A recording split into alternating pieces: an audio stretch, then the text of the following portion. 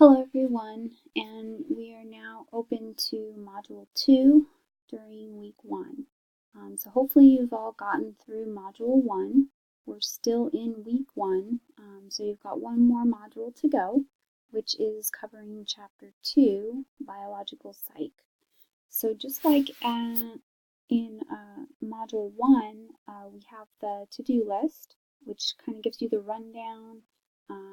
I like to do it in this order again, but again, you can play around depending upon what your time frame is for getting certain things done, but definitely you want to be reading the book, Hawk Book and Cicerellian White Book, and you want to be watching the videos before you're ever getting down to these areas here, which is your discussion and obviously your quiz and exam that you have.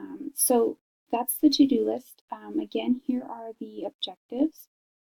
And really in this chapter, it's getting into the nitty-gritty of the physiology of the body. And a lot of this stuff is going to be the foundation, the building blocks, if you will, for future chapters.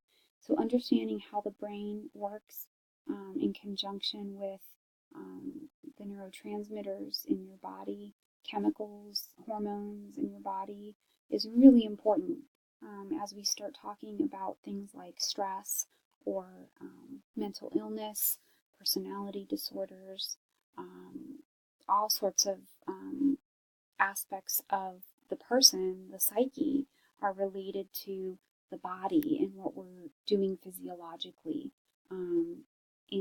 inside. So understanding all of that is essential. So this is going to do pretty much a rundown. It's going to get into the parts of the neuron and knowing what's what in sort of the key players, knowing how neurons communicate with one another, which is basically started by the action potential. And then why does one neuron talk to another? What's the important thing there? What messages do they carry, and how do they do that? You're going to be understanding different parts of the brain and the spinal cord and what their roles are in that communication.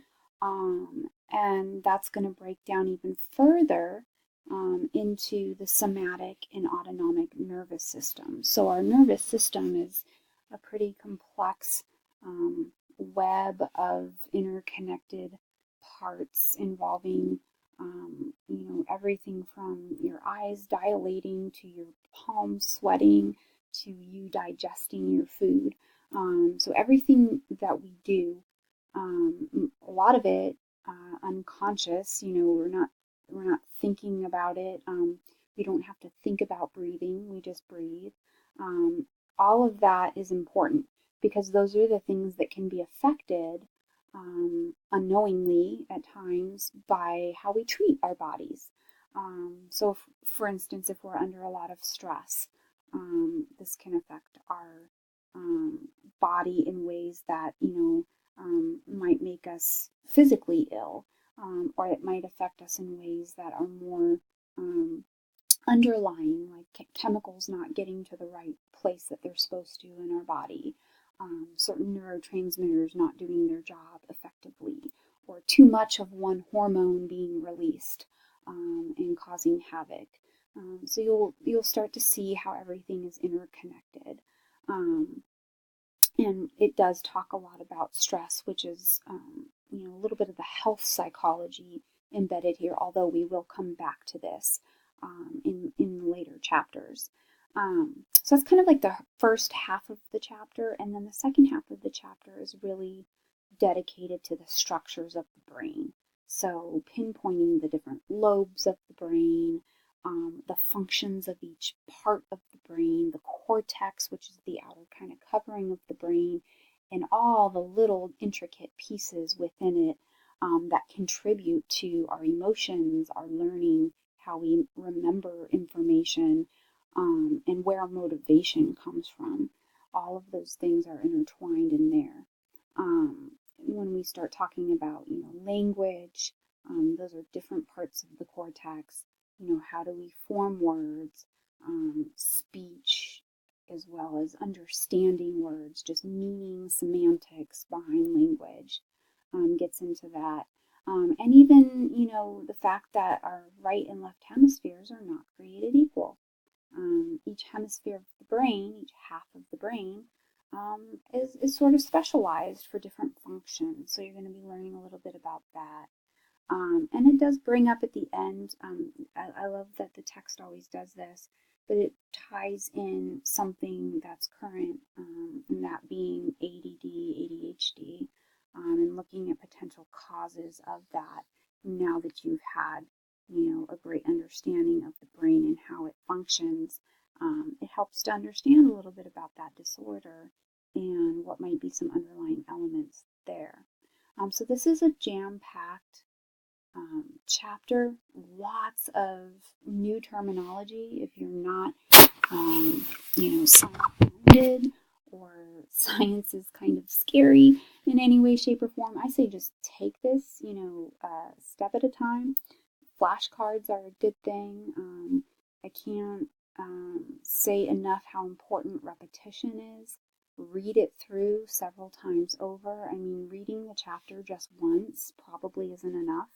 The great thing about your textbook, if you have my psych lab, is that there's the audio version of every chapter. So you can actually listen to the chapter first before you ever read through it, and then kind of just get an understanding and then go in and read.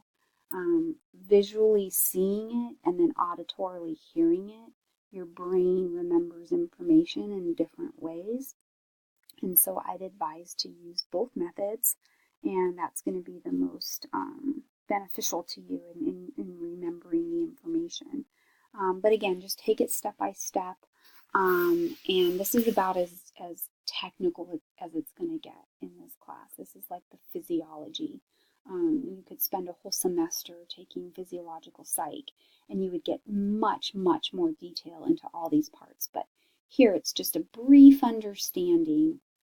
But even that, sometimes I know can be a little overwhelming for students. So, make those flashcards and use this objective outline to guide your studying for the test. So, here are the lecture slides that go along with the reading. Again, you can print those out. That might be helpful. And I've also posted a PDF of Chapter 2 and a PDF of your first Hawk reading. And again, I only do this because it's the first week, and I realize that some of you might not have your textbooks yet. You will not have PDFs of the chapters next week when we get to Module 3 and 4, so I would hope that you would have your books by then. But these will help get you started with everything that you need to get this week completed. Here are the videos for this module. There are 6 videos in episode 3, which is biological psychology or the physiological stuff. And so make sure you watch all 6 of those videos. And again, great to go back to these. A lot of these videos explain important concepts like how a neuron communicates with another neuron. What do neurotransmitters do? And they show you visually pictures. That will be very helpful. Makes it kind of come to life more so than just reading it in the textbook. So please watch those videos. And if you're in the textbook, it usually, maybe not always for every single video, but it will often make reference to in the sidebar or below the text. It'll say, check out video. It might give you a little icon that's, I can't remember what the icon is. It's like a little video camera or something. And that means there's a video that goes with that content that you're reading in the book. So, you can always stop reading, watch that video, and then go back to the reading. That way the video maps right onto what you were just reading. If you like to do it that way, that's a good way to do it. So that's the videos. Here's your discussion for Module 2. So just, again, I want to make sure everyone's clear that you had the Module 1 discussion, and you also have Module 2 discussion. So there's 2 discussions for week 1. Each discussion requires an original response to the questions I pose. So for this module, there's just this one question. And then you're going to be commenting on 3 other people's original posts. And when I say commenting, and this is something that I talk about in this, how to do a discussion board post, your comments should really go beyond just agreeing or disagreeing with someone. Cite why, give backup, give reasons, give more examples. If they use an example, give another. I want you to extend the conversation, show that you're really engaging in these responses. So I would say that your responses should be just as detailed as your original response. And if you're not doing that, I'll tell you. So that way you will know and you can improve that. But here in this discussion, you're really going to be talking about Rosewig's study and looking at how does our brain adapt to experiences that we have in life. He used rats and he found some interesting things about the physiological changes in their brains when they were exposed to different experiences. And then he likened that onto humans. Like, if you grow up in a poor environment or a rich environment, how would that affect you? How would that affect your brain? Or would it? So be thinking about that as you're reading through that chapter in the Hawk reading. So this study comes out of the Hawk reading. And then you're also going to want to, as you're replying to that, cite things from the Cicerellian White Book, because that's pretty much everything about the brain and the body and behavior. And a lot of it's relevant to helping to answer this question here. Anytime you have an opportunity to insert a concept or a definition or something that you read about in the main text, you should be doing that, not just citing what you read in the Hawk book. So hopefully that's clear. If we skip down here, you had a quiz that went with Module 1. You also have a quiz for Module 2. The due date is here. Please pay attention to those due dates. I do drop your lowest quiz, so that's helpful if you ever forget or you get a really bad one. It gives you an out. It gives you a freebie. You get one freebie. So use it wisely. But you have 10 minutes to complete the quiz. And they go question by question. You can't go backwards. So once you answer a question, you're done. So you really want to, make sure that you take your time to go through it. It's just 10 questions, 10 minutes. You're not supposed to use your books. Obviously, I'm not there. I can't see if you are or not. But the time limit is going to kind of prevent you from using your book. If you're having to look through your book, you're going to take a ton of time and you're not going to finish the test. So I would advise you to really know your stuff as you would if you were taking this in class. And then your first exam comes at the end of the week. This closes by Sunday, 11:59 p.m. Sunday. Okay, so by the time it's midnight, that would be Monday, it's late. So make sure that you are getting that in on time. You get 40 minutes to complete it. There's 30 questions. And again, you have to do it all in one sitting. Once you start the test, you can't close it and come back to it. Once it's on, it's on. And again, you can't go backwards. You can only go forwards.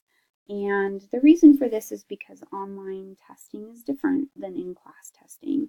It's a lot different. The environment's different. You're not monitored. So these are sort of the precautions we put in place to make sure that you're getting the most out of the class and able to demonstrate what you've learned in the best possible way that we can do that in an online format. So that is pretty much it.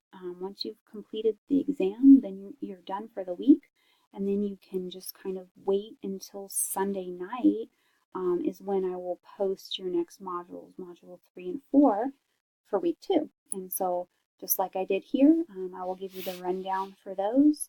And I will also give you your discussion feedback will be available by Monday. So that way, as you're starting into Module 3 and Module 4, you're starting into those discussions, you'll have that feedback on how you did in the week 1 discussion. So that way, if you need to change anything or improve anything, you have the time to do that. All right, please let me know if you have any questions. Please email me and I'll be glad to answer.